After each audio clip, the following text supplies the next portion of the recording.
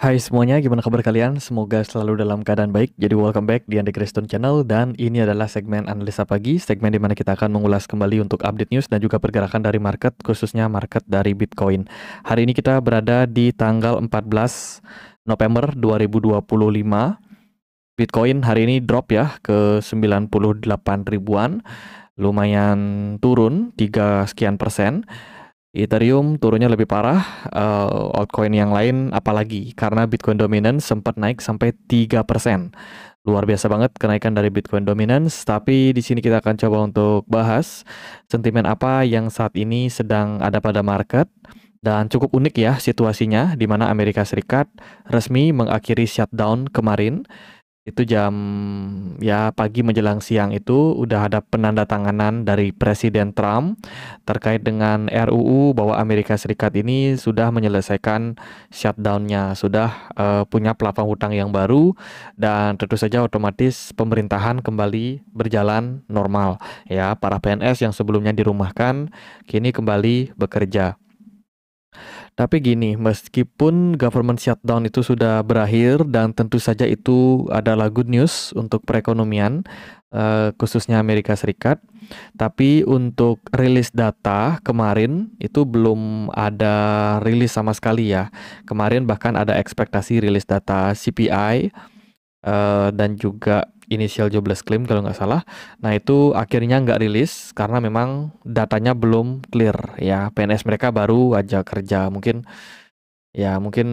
belum sempat ngapa-ngapain juga teman-teman. Jadi belum ada rilis data ya untuk kemarin. Namun untuk perdagangan hari ini juga mungkin bisa ke delay karena hari ini juga ada rilis data initial jobless claim. Kemarin aku cek ada data PPI harusnya, tapi ini udah dihapus ya data PPI-nya, mungkin akan ke delay rilisnya beberapa hari ke depan gitu. Tapi kalau dari market China hari ini akan ada data industrial production, dari Uni Eropa ada data GDP, Amerika Serikat potensinya ada continuing jobless claim.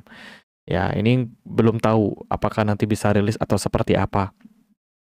Tapi poin negatifnya adalah probability the Fed melakukan rate cut di tanggal 11 Desember 2025 nanti ini cenderung semakin berkurang guys. Ya, saat ini suku bunga the Fed itu ada di 4% ya di sini. Kalau kita lihat probability-nya ini kemungkinan the Fed akan mempertahankan suku bunganya di 4%. Nah, seperti yang aku sudah sampaikan sebelum-sebelumnya ya di video-video yang lalu, banyak teman-teman yang menanyakan tentang The Fed mengakhiri QT di Desember. Ya, benar, The Fed mengakhiri QT-nya. Tapi gini, mengakhiri QT itu tidak sama dengan melakukan QE. Mengakhiri QT itu adalah The Fed menyudahi kenaikan suku bunga. Menyudahi itu bukan berarti dia menurunkan ya, teman-teman. Itu belum tentu. Jawabannya belum tentu. Maka dari itu, ini bisa menjadi sebuah katalis di mana sebenarnya The Fed ini kalaupun dia mau pangkas suku bunga, itu jatahnya di tahun ini cuma sampai Desember aja. Itu. Setelah itu di tahun 2026 secara projection The Fed cuma pangkas suku bunga satu kali lagi. Jadi harapan kita yang terakhir adalah ini terkait dengan interest rate decision ya di tanggal 11 Desember. Jika seandainya data-data makroekonomi yang ke depan bakalan rilis, nah ini kan government shutdown baru aja selesai. Tentu di beberapa minggu ke depan akan ada rilis data tentang ekonomi ya, inflasi, ekonomi. Nah, itu yang akan menjadi bahan pertimbangan oleh The Fed untuk mengambil kebijakan terkait dengan suku bunga. Kalau seandainya data-data tersebut cenderung negatif, negatif dalam artian inflasinya itu naik kembali, kemudian juga mungkin data penganggurannya aman-aman aja, nah bisa jadi The Fed tidak jadi rate cut di bulan Desember dan itu sentimen negatif. Tapi kalau seandainya data inflasinya mengalami penurunan, kemudian data penganggurannya juga mengalami kenaikan. Nah, itu kan situasi jelek tuh, teman-teman. Dari segi pengangguran yang naik itu tergolong jelek ya. Sementara dari inflasi yang turun, itu sentimen bagus buat The Fed. Nah, kalau situasinya seperti itu, boleh jadi The Fed akan kembali pangkas suku bunga di bulan Desember. Nah, kita 2026 udah siap-siap. Di depan mata udah kelihatan banget akan ada crypto winter. Ya, 2026 itu udah kelihatan crypto winter. Kenapa? Karena kalau kita lihat dari sentimen makroekonomi, nampaknya The Fed tidak akan agresif kembali untuk rate cut. Jadi dari katalis tersebut, ya udah makin kelihatan sih bakalan seperti apa sulitnya liquidity di kisaran tahun 2026 nanti. Gitu. Jadi ingat, menghentikan QT tidak sama dengan melakukan QE. Ya, quantitative tightening itu adalah pengetatan suku bunga, sementara quantitative easing itu adalah melonggarkan suku bunga. Kalau kita lihat dari situasinya sekarang, nampaknya The Fed cukup nyaman dengan situasi suku bunga di level-level sekarang. Karena yang pertama, inflasinya terkendali, tinggal melihat seperti apa data pengangguran aja. Gitu. Jadi menurut saya 2026 ini udah makin kelihatan kalau liquidity itu akan biasa-biasa aja karena The Fed mengurangi intensitasnya melakukan quantitative easing, ya, yang tentu saja akan membuat liquidity itu ibaratnya segitu-segitu aja, nggak ada perubahan yang terlalu signifikan ke depan gitu. Kecuali mungkin setelah akhir 2026 bisa dibilang sentimennya mungkin inflasi tetap bisa mereda, kemudian ekonomi juga makin stabil. Nah, mungkin di sana baru kita akan dapat fase bull run kembali buat market.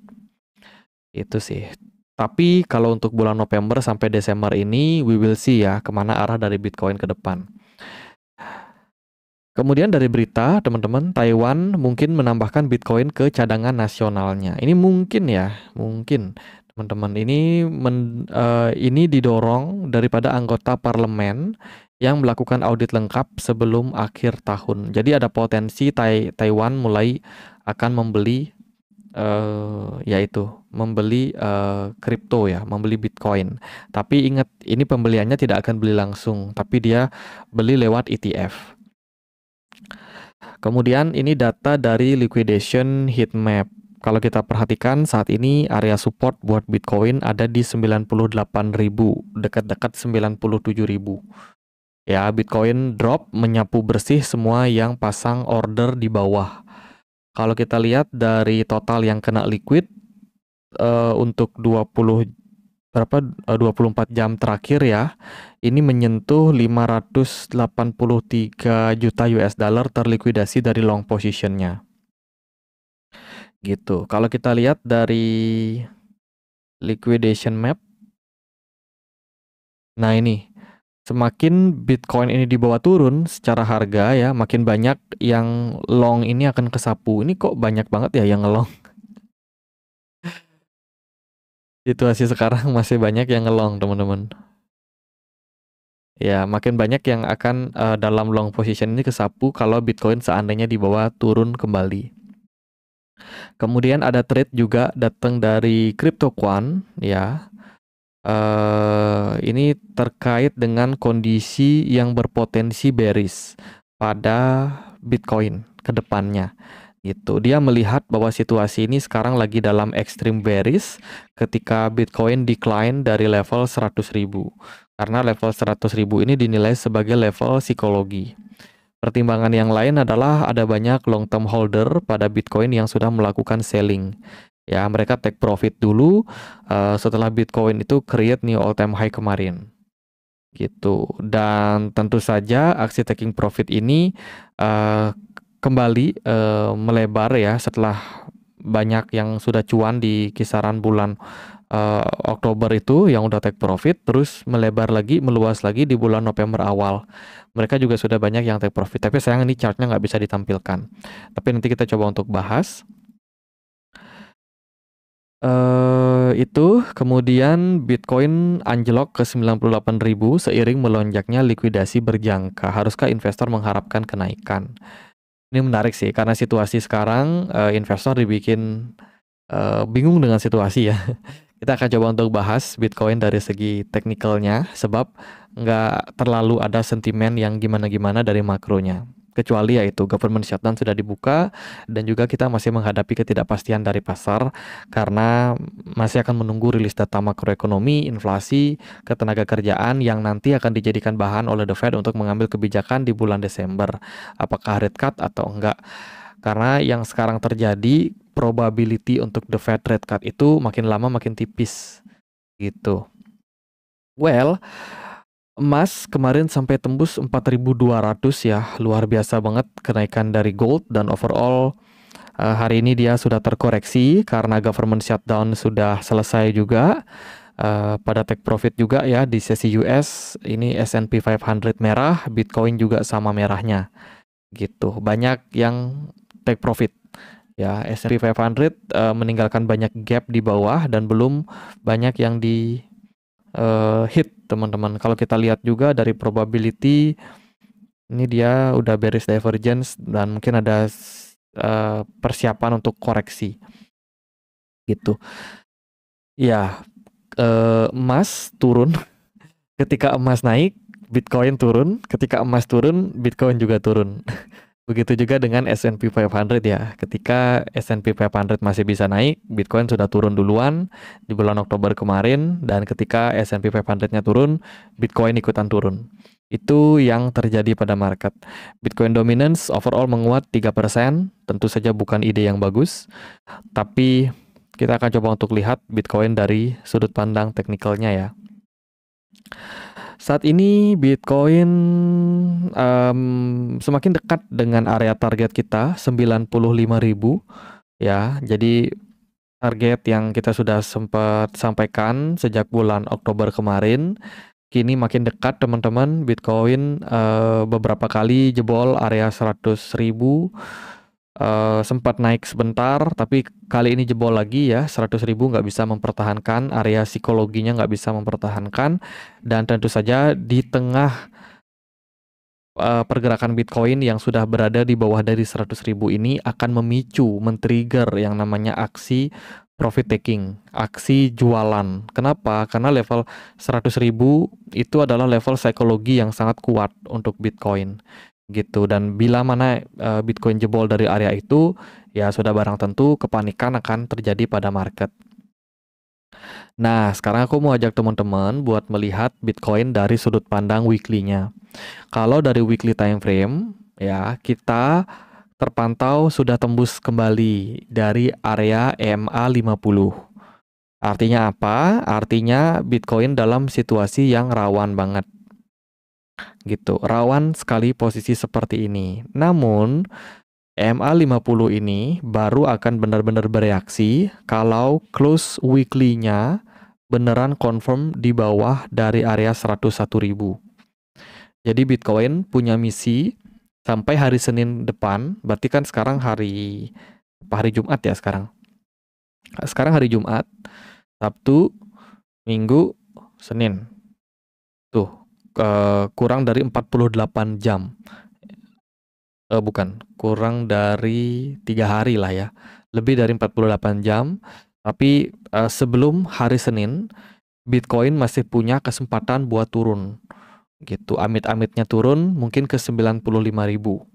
Tapi misi beratnya adalah Bitcoin harus bisa mantul balik naik lagi di atas 101.000 untuk memastikan kalau bullish momentum masih ada gitu. Kalau seandainya Bitcoin sampai close di bawah dari 101, welcome to bear market teman-teman. Kita harus sampaikan ke teman-teman bahwa siap-siap Bitcoin akan mengalami penurunan yang lebih signifikan dari periode-periode sebelumnya, dan mungkin outlook bullish kita semua sudah selesai gitu. Kenapa? Karena bisa dibilang EMA 50 ini penting banget buat mengkonfirmasi Bitcoin masih bisa bullish atau seperti apa, atau ya masih uptrend lah istilahnya kayak gitu. Jadi itu di time frame weekly ya gambarannya. Sekarang kita udah tembus EMA 50 by the way, tapi karena belum closing, belum bisa dipastiin juga gitu. Kita masih punya waktu sampai hari Senin nanti. Nah, sekarang aku mau bedah di time frame 1 jam. 1 jam, 1 hari, teman-teman. Overall sih sebenarnya masih sama aja outlook kita di 1 Di time frame 1 harinya, ekspektasi kita adalah Bitcoin masih bakalan rally ya teman-teman. Dari sini wave 1, 2, 3, 4 dan 1 kali 5 gitu. Syaratnya adalah Bitcoin jangan sampai tembus di bawah dari 95.000 gitu. Maksudnya tembus itu close di bawah. Kalau misalnya cuma tembus ekor aja itu masih toleransi sebenarnya. Tapi kalau dia sampai tembus dan close di bawah 95.000, ya dia close di bawah 101 aja udah bearish, apalagi di 95.000. Lebih bearish lagi berarti. Gitu. Oke. Secara structure ya udah clear ya teman-teman, udah tahu yang kita jadikan patokan adalah ending diagonal dari Elliott Wave. Kita cek di bagian gambar. Terus kurang lebih yang ini gambarnya ya teman-teman. Ini kita coba untuk open dia punya website. Jadi penting banget buat kita melihat secara structure pasar. Memang in the short term pergerakan Bitcoin cenderung turun. Namun penurunan kali ini masih menarik buat kita perhatikan bakalan sampai mana. Maksudnya penurunan kali ini bisa sampai mana di minggu ini gitu. Moga-moga sih nggak dalam-dalam amat ya. Nah ini teman-teman, pola dari ending diagonal itu biasanya bisa 5 wave untuk cari wave 1, 3 wave turun ke wave 2, 5 wave bisa naik ke wave 3, kemudian 3 wave lagi ke wave 4, dan 5 wave lagi ke 5, atau bisa aja potensinya adalah 3, 3, 3, 3, 3 gitu. Nah, yang terlihat pada Bitcoin untuk saat ini, ya kita melihat pergerakan Bitcoin masih cenderung ya oke lah ya secara structure. Menurut saya ini masih bisa dianggap sebagai formasi bullish dan juga momentum untuk dia mengalami tren kenaikan ke depan. Cuman memang kita take time teman-teman. Sorry ada sedikit gangguan sinyal. Ini kita mulai lagi. Jadi kita melihat seperti ini ya. Ini adalah 3 wave di sini. Ya, 3 wave. Terus di sini juga ada 3 wave kan. 1, 2, probably 3 gitu. Nah, 95.000 adalah last dip. Maksudnya last support buat Bitcoin di cycle bullish kali ini. Kalau dia jebol, siap-siap bearish. Kalau dia mantul, masih ada kemungkinan buat kenaikan 1 kali lagi. Gitu, teman-teman. Nah, ini mestinya akan diikuti dengan liquidity yang rendah. Mungkin banyak orang yang punya pemikiran bearish juga untuk situasi market saat ini. Ya, mungkin secara pergerakan juga dia nggak akan mulus ngepamnya. Bisa jadi ada banyak sekali tektokan yang terjadi. Gitu, tapi ya itu adalah situasi yang kita bakalan lihat ke depan teman-teman. Tapi intinya gini, jika Bitcoin sampai create new all time high, which is dia tembus area 126.000, take profit. Ya, mungkin dia bisa naik sampai 130, take profit. Jangan banyak menghayal. Jangan lagi banyak menghayal karena ini situasinya mungkin kita udah berada di last cycle gitu. Oke. Itu kemudian kalau ngomongin bear market mungkin belum saatnya kita mencari area target, maksudnya target support ya, sampai di mana nanti Bitcoin kalau bear market. Mungkin kita perlu untuk lihat close-nya ini bakalan kayak gimana dulu gitu. Close-nya Bitcoin ini bakalan seperti apa. Jika seandainya close-nya dia oke, close-nya dia ini maksudnya masih bagus gitu ya, berarti masih belum bisa ditentukan area bottomnya di bawah. Karena gini teman-teman, kita perlu untuk melihat di mana puncak daripada Bitcoin di cycle kali ini. Gitu. Selama belum ketahuan puncaknya ini, kita belum bisa menentukan di mana area target ketika dia bear market ke depan. Gitu. Nah, itu di time frame daily ya buat Bitcoin. Kalau di time frame yang lebih kecil, ini kita coba untuk bedah kembali. Nah, pergerakan Bitcoin kan dia turun ya teman-teman. Dari wave B turun ke wave C. Gitu. Kalau kalian bedah lagi di time frame yang lebih kecil, ini kemungkinan bisa seperti ini. Oke, ini kita pakai trend line aja. Nah, ini udah kelihatan ada bear flag di sini ya. Terus dia turun. Pada umumnya sih targetnya bisa seperti ini, guys. gitu target penurunannya. Nah, jika seperti itu maka mestinya area 97.000 dekat-dekat 95.000 itu akan jadi last support lagi, kembali lagi last support buat Bitcoin gitu. Tinggal lihat aja reaksi dari Bitcoin ketika dia sentuh area level tersebut bakalan seperti apa. Akankah buyer kembali take action melihat harga diskon pada Bitcoin atau buyer tidak tertarik gitu. Kemudian kalau dari wave theory in the short term ini jelas adalah wave 1, wave 2, 3, 4 dan 5. Kemudian di sini dia ada 3 wave. A, B, and then C. Terus di sini dia ada 5 wave lagi kan. 1, 2, 3. Kemarin tembus. Kita kena prank. Terus wave 5 gitu. Nah, setelah selesai wave 5 di sini kita mengakhiri yang namanya wave C gitu. Ekspektasinya pasti rebound. Nah, reboundnya ini yang kita harus cari tahu. Reboundnya ini bakalan tinggi atau gimana. Karena semua akan tergantung lagi sama buying power dari marketnya. Akankah liquidity dari emas, ini kan emas sudah mulai turun lagi ya, dan potensial memang dia retrace saja, teman-teman. Ini dia ada higher di sini, ini dia udah create yang namanya lower high baru. Ekspektasi kita gold bisa koreksi setelah government dibuka lagi. Otomatis kan ada liquidity nih dari emas, ada dana ya dari emas, ada uang lagi dari marketnya gold. Akankah si trader di gold ini akan berpindah ke Bitcoin mengingat harga Bitcoin sudah terdiskon?